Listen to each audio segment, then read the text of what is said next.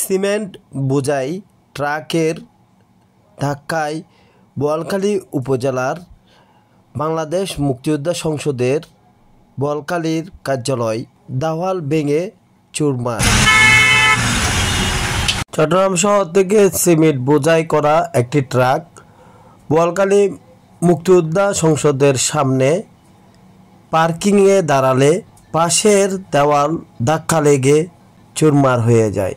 এতে মুক্তিযোদ্ধা সংসদের প্রধান ফটক, গেট সহ সীমানা প্রাচীর ধ্বংসস্তূপে পরিণত হয়।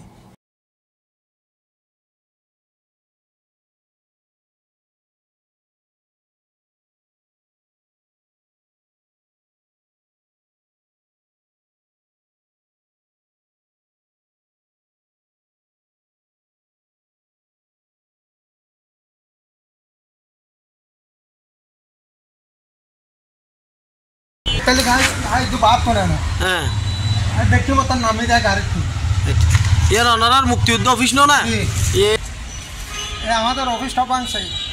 এটা কি ন্যায় করলো না অন্যায় করলো? এভাবে ট্রাক আমাদের অফিসটা ভেঙে দিল, গেট টেট সব কিছু ভেঙে দিল।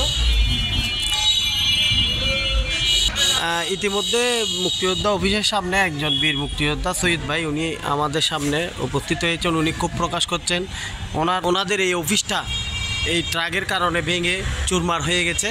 আপনারা দেখতে পাচ্ছেন ইতিমধ্যে এই যে গেটগুলা ভেঙে চুরমার হয়ে গেছে।